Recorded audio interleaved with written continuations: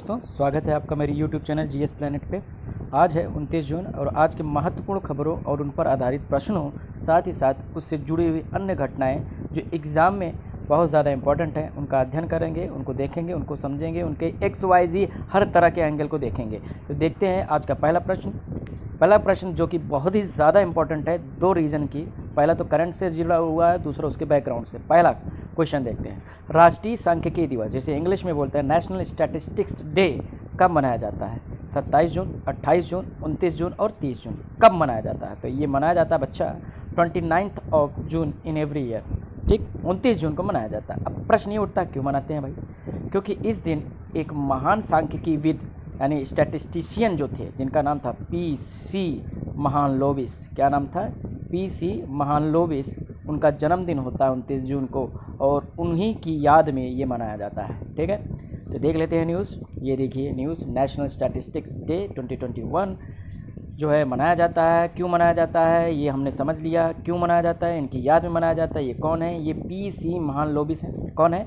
PC Mahalanobis. अच्छा, कौन conduct कराता है ये नीति आयोग के द्वारा ये दिवस मनाया जाता है। दूसरी बात, इस समय सांख्यिकी मंत्रालय के मंत्री यानी कि कौन है मंत्री? तो ऑनरेबल मिनिस्टर राव इंद्रजीत सिंह जी हैं, जो हरियाणा से सांसद हैं। ये सांख्यिकी मंत्री हैं। ठीक है, तो एग्ज़ाम में मान लीजिए सांख्यिकी मंत्री पूछता है तो राव इंद्रजीत सिंह। और सांख्यिकी दिवस किसके तत्वाधान में मनाया जाता है? तो नीति आयोग के द्वारा। किसके जन्म दिवस के उपलक्ष्य में मनाया जाता है? PC महालनोबिस। ठीक है, तो इसकी शुरुआत कैसे हुई ये सब है। दरअसल 29 जून को प्रख्यात सांख्यिकीविद दिवंगत प्रशांत चंद्र महालनोबिस का जन्मदिन है, जिन्होंने सांख्यिकी में महत्वपूर्ण योगदान दिया था। इसी को ध्यान में रखते हुए 2007 में उनकी जन्मतिथि के अवसर पर हर वर्ष 29 जून को राष्ट्रीय सांख्यिकी दिवस के रूप में मनाते हैं। अब प्रश्न ये उठता है कि PC महालनोबिस को इतना ज़्यादा क्रेडिट देने की क्या ज़रूरत है? इसलिए ज़रूरत है क्योंकि आपको पता है कि एक कंसेप्ट है नेशनल इनकम। इकोनॉमिक्स के लेक्चर में नेशनल इनकम जो मैंने पढ़ाया था उसका कुछ टॉपिक बचा हुआ है, आज या कल उसको कंप्लीट कर दूंगा, टेंशन मत लीजिएगा। थोड़ा सा बिजी शेड्यूल है, मैं समय निकाल के उसको कंप्लीट कर दूंगा। फिलहाल नेशनल इनकम मैंने पढ़ाया है। नेशनल इनकम में मैंने आपको बताया था कि नेशनल इनकम यानी राष्ट्रीय आय की गणना कौन करता है? तो कौन करता है? NSO करता है। कौन करता है? NSO, जिसका फुल फॉर्म है national statistics office. National statistics office, क्योंकि पहले ये CSO हुआ करता था। ठीक है, अभी क्या हो गया है? National statistics office. क्लियर? पहले ये सेंट्रल स्टैटिस्टिक्स ऑफिस था। क्लियर? तो NSO जो करता है इसके पहले क्या हुआ करता था? CSO हुआ करता था। CSO का गठन कब हुआ था? CSO का गठन हुआ था 1951 में। कब हुआ था? 1951 में। तो आपसे प्रश्न पूछा जाएगा CSO का गठन कब हुआ था? तो 1951 में CSO का गठन हुआ था। ठीक है, जो कि क्या करता था? देश में राष्ट्रीय आय की गणना करता था। तो CSO से पहले क्या हुआ करता था? CSO के पहले क्या बनाया गया था? सेंट्रल स्टैटिस्टिक्स कमेटी बनाई गई थी। ठीक है, राष्ट्रीय सांख्यिकी समिति बनाई गई थी। एक समिति बनाया गया था जिसका काम ये था कि बताए सरकार को कि कैसे राष्ट्रीय आय की गणना होगी। तो इस समिति ने बताया कि भैया एक ऑर्गेनाइजेशन होना चाहिए और वही ऑर्गेनाइजेशन क्या करे? राष्ट्रीय आय की गणना करे। तो इस समिति के अध्यक्ष कौन थे? PC महालनोबिस थे। ठीक है, तो एग्जाम में ये भी पूछा जा सकता है कि राष्ट्रीय आय समिति जिसका गठन कब हुआ था? 1949। ध्यान दीजिए, कमेटी कब बनी थी? 1949। CSO कब बना था? CSO बना 1951 में। ठीक है, इन्हीं के सुझाव से बना था। क्लियर है? तो राष्ट्रीय नेशनल स्टैटिस्टिक्स कमेटी, राष्ट्रीय सांख्यिकी जो समिति थी उसका गठन कब हुआ था? 1949 में हुआ था। ठीक है, उसके अध्यक्ष कौन थे? PC महालनोबिस। एक और चीज़ प्रश्न पूछा जा सकता है इकोनॉमिक्स में। आगे जाके आप लोग एक टॉपिक पढ़ेंगे जिसका नाम है प्लानिंग। क्या? प्लानिंग मतलब योजना। ठीक है, तो भारत में प्लानिंग की शुरुआत कब होती है? 1951 में। कब शुरू होती है? 1951 में। और भारत की पहली पंचवर्षीय योजना 51 से 56 चली। ठीक, दूसरी पंचवर्षीय योजना कब से कब तक चली थी? 1956 से लेकर 1961 तक चली थी। तो आपसे पूछ लिया जाएगा कि दूसरी जो पंचवर्षीय योजना थी 1956 से 61 तक जो चली थी, इसका मॉडल क्या था? कौन से मॉडल पर आधारित था? तो उस मॉडल को किसने बनाया था? PC महालनोबिस ने ही बनाया था। तो 1956 से लेकर 51 तक चली सेकेंड 5 ईयर प्लान तो थी पंचवर्षीय योजना PC महालनोबिस मॉडल पर आधारित थी। तो ये भी प्रश्न बन सकता है। तो क्या क्या है, थोड़ा सा लंबा हो गया, समराइज कर लेते हैं। 29 जून को क्या मनाया जाता है? सांख्यिकी दिवस। किसके जन्म दिवस पर? PC महालनोबिस के जन्म दिवस पर। ये कौन थे? देश में गठित होने वाली राष्ट्रीय सांख्यिकी समिति के अध्यक्ष थे। इसका गठन कब हुआ था? 1949 में। आगे चल के ये क्या हो गया? CSO हो गया। CSO आज क्या हो गया? NSO हो गया। ठीक है, CSO आज NSO हो गया। क्लियर है? बस इतना ही बहुत है। आगे बढ़ते हैं। सेकंड क्वेश्चन है कि हाल ही में DRDO, कल भी हमने DRDO देखा था, आज भी देखा है, आज भी देखना है। DRDO ने अग्नि-P मिसाइल का परीक्षण किया। यह किस प्रकार का मिसाइल है? तो ये सरफेस टू सरफेस मिसाइल है, सरफेस टू एयर मिसाइल है, एयर टू एयर मिसाइल या anti tank missile. Surface to surface का मतलब होता है सतह से सतह पर मार करना। जैसे ये सरफेस है, ये सरफेस है, यहाँ से उड़ी, इसको डिस्ट्रॉय किया। सरफेस टू एयर का मतलब यहाँ से उड़ी, एयर में उड़ाया। ठीक है, तो एयर में अगर कोई ऑब्जेक्ट है तो वहाँ पे उड़ा देता है, तो ये सरफेस टू एयर हो गया। एयर टू एयर मतलब एयर से ही वार करे, एयर पे। और एंटी टैंक का मतलब है कि यहाँ से उड़ा और कोई किसी टैंक पर गिरा दिया जाए। समझ में आया? तो ये 4 तरह की मिसाइल होती हैं। ठीक है, मारक क्षमता के आधार पर। तो अग्नि-P किस तरह का मिसाइल है? तो अग्नि-P भैया किस तरह का मिसाइल है? सरफेस टू सरफेस मिसाइल है। अब ध्यान दीजिए, अग्नि कोई नए मिसाइल नहीं है। अग्नि-P, अग्नि की रेंज चल रही है। अग्नि भारत की एक बहुत ही महत्वपूर्ण मिसाइल है, जो कि मध्यम दूरी की मिसाइल है। अग्नि के कई सारे संस्करण हैं, 1, अग्नि 2, अग्नि 3, अग्नि 4 और अग्नि 5। तो 5 अग्नि की मिसाइल बनी हुई है। पहला वाला 1000 किलोमीटर, दूसरा वाला 2000 किलोमीटर, तीसरा वाला 3000 किलोमीटर, चौथा वाला 4000 किलोमीटर, पाँचवा वाला 5000 या इससे ज़्यादा 1000 किलोमीटर, यानी लंबी दूरी की मारने वाली क्षमता की ये मिसाइल है। तो अग्नि सतह से सतह मार करती है। तो अग्नि का एक नया संस्करण है, अग्नि-P। तो क्या है ये देखते हैं। ठीक है, देख लेते हैं, थोड़ा सा हिंदी में देख लेते हैं। हाँ, तो अग्नि-P का जो परीक्षण हुआ है, ये मिसाइल तकनीक के क्षेत्र में भारत ने एक लंबी छलांग लगाई। चलो ये एडजेक्टिव हो गया। अग्नि सीरीज की मिसाइल अग्नि-P का ओडिशा तट से सफल परीक्षण हुआ। अच्छा, ओडिशा जिस तट से सफल परीक्षण हुआ, उस तट का नाम क्या है? उस आइलैंड या उस द्वीप का नाम क्या है? तो उसका नाम है APJ कलाम साहब के नाम पर वो आइलैंड बना हुआ है। तो वहीं से परीक्षण किया जाता है। जितने भी मिसाइल हम लोग बनाते हैं वो वहीं से परीक्षण करते हैं। कहाँ से? APJ Abdul Kalam island. ठीक है, इसका पुराना नाम हुआ करता था व्हीलर। ठीक है, हाँ, तो परमाणु हथियार ले जाने में ये सक्षम है, DRDO द्वारा विकसित किया गया है।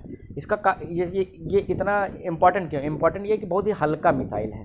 इतना हल्का, अग्नि 3 से भी 50% कम वजन है इसका। तो हल्का है वजन, लेकिन कैरिंग कैपेसिटी अच्छी है। 1000 से 2000 किलोमीटर तक की ऑब्जेक्ट को ये उड़ा सकता है। समझ में आया? और दूसरी बात क्या है, इसे सड़क मार्ग से भी लॉन्च किया जा सकता है, इसे रेल से भी लॉन्च किया जा सकता है। ठीक है, तो ये बहुत बड़ी बात है। जो पुरानी वाली अग्नि हुआ करते थे उसे केवल सड़क मार्ग से लॉन्च करते थे, अब इसे रेल से भी लॉन्च किया जा सकता है। तो ये बहुत ही इंपॉर्टेंट सेगमेंट है इसका। क्लियर है? दूसरी बात कर लेते हैं DRDO की। हमने कल भी बात की थी। DRDO का काम क्या करता है? Defence research and development organisation. Bharat में जो रक्षा की ज़रूरतें हैं, रक्षा अनुसंधान एवं विकास परिषद, इसका नाम विकास संगठन नाम है, रक्षा अनुसंधान व विकास संगठन। तो इसका गठन कब हुआ था? 1958 में। कब हुआ था? 1958। इसका हेडक्वार्टर कहाँ पर है? न्यू दिल्ली में है।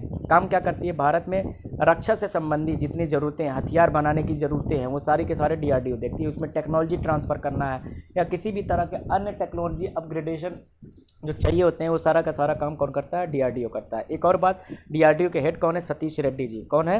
सतीश रेड्डी जी। एग्जाम में पूछा जा सकता है। तो DRDO का गठन कब हुआ है? 1958 में। इसके प्रेजेंट हेड कौन है? सतीश रेड्डी जी। क्लियर है? हेडक्वार्टर कहाँ है? नई दिल्ली। ठीक है, अगला क्वेश्चन, हाल ही में भारत सरकार के द्वारा ITAT ई-द्वार नामक पोर्टल की शुरुआत हुई है। पोर्टल बनाया गया है, पोर्टल मतलब वेबसाइट टाइप का। ठीक है, पोर्टल बनाया गया है। यह किस क्षेत्र से संबंधित है? ऐसा भी प्रश्न पूछ लिया जाता है। एजुकेशन से संबंधित है, हेल्थ से, क्लाइमेट से, या इनकम टैक्स? तो नाम से ही लग रहा है IT यानी इनकम टैक्स। तो इनकम टैक्स रिलेटेड है। क्या है न्यूज़? देख लेते हैं। Law minister Shri Ravishankar Prasad launches ITAT ई-द्वार and e filing portal of income tax appellate tribunal. ठीक है, अब आप लोग सोच रहे होंगे कि कानून मंत्री जी जो श्री रविशंकर प्रसाद है, वो भैया इनकम टैक्स रिलेटेड चीज़ें क्यों जो है लॉन्च कर रहे हैं? क्योंकि कानून मंत्री के साथ साथ ये IT मिनिस्टर भी हैं, इंफॉर्मेशन टेक्नोलॉजी मिनिस्ट्री भी है इनके हाथ में है, सूचना एवं प्रौद्योगिकी मंत्रालय भी इन्हीं के हाथ में है। तो ये इनके हाथ में दो प्रभार है। कौन कौन? विधि यानी कानून मंत्री, साथ ही साथ संचार एवं इलेक्ट्रॉनिक दिख रहे हैं, सूचना प्रौद्योगिकी मंत्री भी है। इसीलिए इस तरह की जो पोर्टल है इन्होंने जारी किया है। ठीक है, काम क्या करेगी ये पोर्टल? विभिन्न पक्षों की ओर से अपीलों, आवेदनों, दस्तावेजों इत्यादि आदि का ऑनलाइन जमा करने को सक्षम बनाएगी। नहीं समझ में आया? हमको पता है, तुम लोग बेवकूफ़ हो, हमको पता है। थोड़ा समझाते हैं। देखिए, इनकम टैक्स बहुत सारे लोग भरते हैं। ठीक है, भरते ही हैं, ज़्यादा नहीं भरते। भारत में सिर्फ 2.5 से 3% लोग इनकम टैक्स भरते हैं। समझ में आया? हाँ, तो जो भी इनकम टैक्स भरते हैं तो कौन वसूलता है, जाहिर सी बात है अगर आप अपने मन से जमा कर देते हो अच्छी बात है, अगर आप खूब खूब कमा रहे हैं, बहुत जो है इधर उधर करके खूब पैसा ऐंठे जा रहे हैं, कमाए जा रहे हैं, लेकिन देश में जो है टैक्स नहीं जमा कर रहे हैं, तो क्या करेंगे, जो ऑफिसर होंगे वो आपके यहाँ धावा बोल देंगे, ऑफिसर धावा बोल के आपकी सारी इनकम खंगा लेंगे और आपके ऊपर बहुत अलग अलग तरह के टॉर्चर ये सब चीज़ें होंगी, ठीक है, जिसे रेट कहा जाता है, इनकम टैक्स की रेट, ठीक है, मूवी आई थी स्पेशल 26 देखा होगा, हाँ वैसी तरह का रेट पड़ेगा। तो इनकम टैक्स अगर अधिकारी किसी के साथ थोड़ा दुर्व्यवहार करता है तो क्या किसी व्यक्ति के पास उस अधिकारी या इनकम टैक्स विभाग के खिलाफ अपील करने का कोई साधन है? हाँ है, वही है क्या, ITAT। ITAT क्या है, समझ में आ गया, sorry ITAT, income tax appellate tribunal. Tribunal का मतलब होता है न्यायाधिकरण। न्यायाधिकरण का मतलब क्या होता है भैया, ये प्रशासन से संबंधी न्यायालय है। न्यायाधिकरण जहाँ कहीं भी लिखा होगा, ट्रिब्यूनल जहाँ कहीं लिखा होगा, उसका मतलब समझिए कि किसी न किसी विभाग से संबंधित न्यायालय है। इसका मतलब उस न्यायालय में उस विभाग से संबंधित सभी तरह के अपील किए जा सकते हैं। तो पहले ये अपील आपको करना होता था, फिजिकली करना होता था, हार्ड कॉपी करना होता, अब ऑनलाइन आप कर सकते हैं। मतलब आप समझिए किसी इनकम टैक्स के अधिकारी द्वारा किसी को परेशान किया गया तो व्यक्ति सीधे ऑनलाइन कंप्लेन कर दे भैया, कहाँ, ITAT, समझ में आया, अब समझ में होगा। तो ये पोर्टल में सीधे आप कंप्लेन कर सकते हैं। अब देखिए, अब पढ़िए, अब समझ में आ जाएगा। कानून मंत्री श्री रविशंकर प्रसाद ने ETAT द्वारा आयकर अपीली न्यायाधिकरण के फाइलिंग पोर्टल की शुरुआत की है। ये इस तरह के दस्तावेज को जमा करने के लिए सक्षम बनाएगा वाला वगैरह वगैरह, ये ठीक है। भारत में डिजिटल मिशन चल ही रहा है। डिजिटल मिशन के तहत ये है कि पूरे भारत में सभी नागरिकों के पास ज़्यादा से ज़्यादा डिजिटल माध्यम में सेवाएं उपलब्ध हो, ये भारत सरकार का कमिटमेंट है। उसी के तत्वाधान में, उसी की दिशा में ये कदम उठाया गया है। आगे बढ़ते हैं, चौथा आज का बहुत ही महत्वपूर्ण क्वेश्चन, हेमिस। हेमिस त्यौहार प्रतिवर्ष किस राज्य या यूटी में मनाया जाता है? अब मैं थोड़ा सा यहाँ पॉज लूँगा। हेमिस नाम सुना है, किसी न किसी ने सुना होगा, लेकिन त्यौहार के रूप में नहीं, किसी और रूप में। क्या, किस रूप में? National park. यस, ये एक तरह का राष्ट्रीय उद्यान है। क्या है बच्चा? ये एक तरह का राष्ट्रीय उद्यान है, ठीक है। राष्ट्रीय उद्यान का मतलब नेशनल पार्क है। आप बताएंगे किस राज्य में है? जिस राज्य में ये राष्ट्रीय उद्यान है या राज्य या संघ शासित प्रदेश में, वहीं पर ये त्यौहार मनाया जाता है। अच्छा, एक और हिंट देता हूँ, हेमिस जो है वो भारत का सबसे बड़ा राष्ट्रीय उद्यान है। एग्जाम में कई बार पूछा गया है, सबसे बड़ा मतलब लार्जेस्ट मतलब इसका एरिया जो है सबसे बड़ा है, सबसे बड़ा। एग्जाम में एक प्रश्न बनेगा कि भारत में सबसे बड़ा राष्ट्रीय उद्यान कौन है, तो भारत में सबसे बड़ा राष्ट्रीय उद्यान है बच्चा हेमिस। कहाँ है, किस राज्य में? ये लद्दाख में। कहाँ पे है? लद्दाख में है, ठीक है। और लद्दाख में ही हेमिस त्यौहार मनाया जाता है। तो आगे देख लेते हैं, हिंदी में देख लें, अच्छा ठीक है, देख लेते हैं भैया, हिंदी में देख लेते हैं। लद्दाख में 2 दिवसीय वार्षिक हेमिस महोत्सव मनाया गया है। अच्छा, क्यों मनाया जाता है? वहाँ पर एक गुरु हुआ करते थे जिनका नाम था पद्म संभव, तो पद्म संभव के लिए समर्पित है 2 दिवसीय त्यौहार मनाया जाता है। एग्जाम में पूछा जा सकता है हेमिस में किस गुरु को जो है समर्पित है यह त्यौहार, तो पद्म संभव महोत्सव जम्मू कश्मीर के सबसे बड़े लद्दाख हेमिस गोम्पा। अभी समझ, अब ये जम्मू कश्मीर नहीं रहा, लद्दाख स्वयं एक यूनियन टेरिटरी हो गया। कैसे यूनियन टेरिटरी हो गया, संघ शासित प्रदेश होगा। अच्छा, ये निर्णय कब लिया गया था? 5 अगस्त 2019। 5 अगस्त 2019 को ये निर्णय लिया गया था भैया, लद्दाख जम्मू और कश्मीर से अलग हो गया। अब इसकी राजधानी क्या है? लेह इसकी राजधानी है। इसके LG कौन है? लेफ्टिनेंट गवर्नर कौन है? राधा कृष्ण माथुर, या जिन्हें राधा कृष्ण माथुर के साथ साथ RK माथुर भी कहा जाता है। तो लद्दाख के उपराज्यपाल कौन है? RK माथुर। और वहाँ के चूँकि संघ शासित प्रदेश है इसलिए वहाँ मुख्यमंत्री होगा नहीं। तो कैपिटल कौन है? लेह कारगिल, क्लियर है। और हेमिस नेशनल पार्क कहाँ पर है? ये लद्दाख में है, ठीक है, समझ में आ गया। हाँ, अच्छा, क्यों मनाया जाता है? तो ये एक बुद्धिस्ट त्यौहार है, ध्यान दीजिए। इसमें बौद्ध धर्म की एक शाखा है जिसका नाम है वज्रयान। क्या? वज्रयान। एक मिनट, थोड़ा और समझा देते हैं। बौद्ध धर्म समझते हैं ना? हाँ, नहीं समझते हैं तो इतिहास का लेक्चर हमारा पढ़ा हुआ है, उसमें बुद्धिज़्म है टॉपिक, पढ़ लीजिएगा, प्लेलिस्ट में जाइएगा, हिस्ट्री वाले वहाँ देख लीजिए, बहुत अच्छे से डिटेल में किस चीज़ समझाया हुआ है। तो बौद्ध धर्म की 3 शाखाएं प्रमुख रूप से हैं, बाकी और भी जा रहे हैं। एक है हीनयान, कौन है? हीनयान। दूसरा है महायान और तीसरा है वज्रयान। अच्छा, यान का मतलब क्या होता है? यान का मतलब होता है गाड़ी।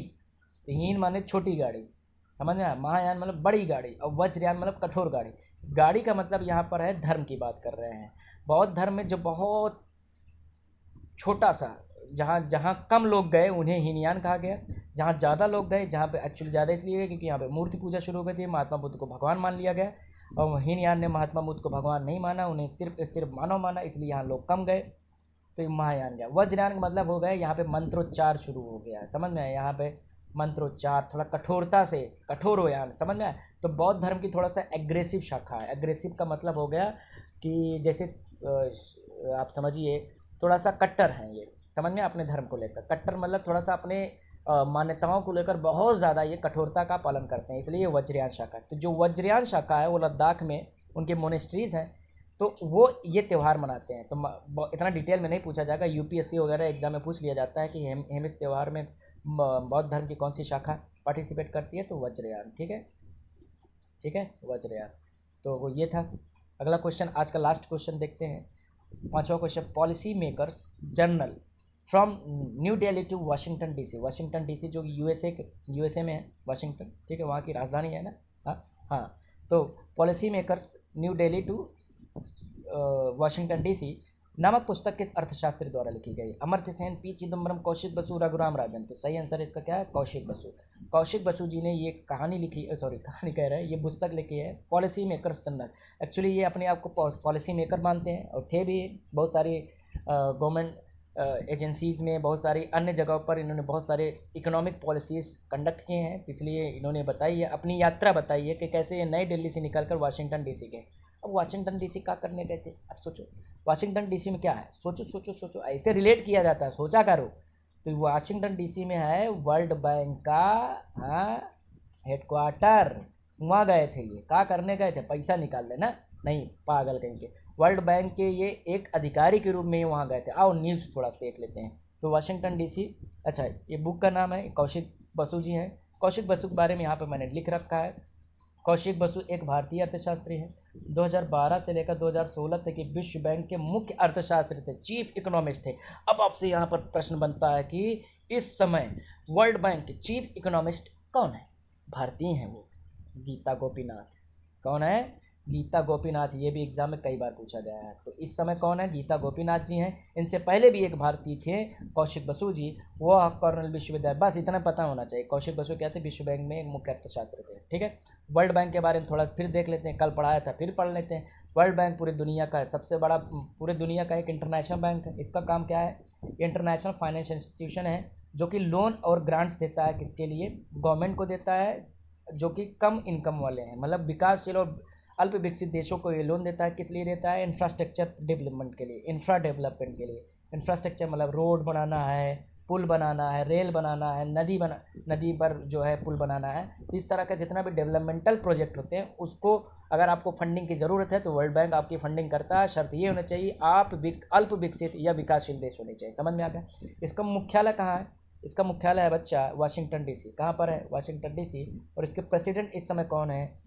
इसके अध्यक्ष कौन है? डेविड मालपास जी हैं। और इसकी गठन कब हुआ था? 1944। ये आपको पता होना चाहिए वर्ल्ड बैंक के द्वारा, वर्ल्ड बैंक के बारे में। तो मित्रों इतना था। आज 5 क्वेश्चन इंपॉर्टेंट थे, हमने देखा, उनको आपने समझा, हमने पढ़ा। तो कहीं कोई डाउट हो तो कमेंट कीजिएगा। पीडीएफ आपको हमेशा की तरह मैं बता दूं कि डिस्क्रिप्शन बॉक्स में एक लिंक दूंगा। लिंक में हमारी कोचिंग का क्या है, लिंक में हमारे कोचिंग का जो है टेलीग्राम चैनल है, उस टेलीग्राम चैनल में आप जुड़ जाइएगा और आपको पीडीएफ मिल जाएगा। तो मित्रों आज के लिए इतना ही। Thank you all.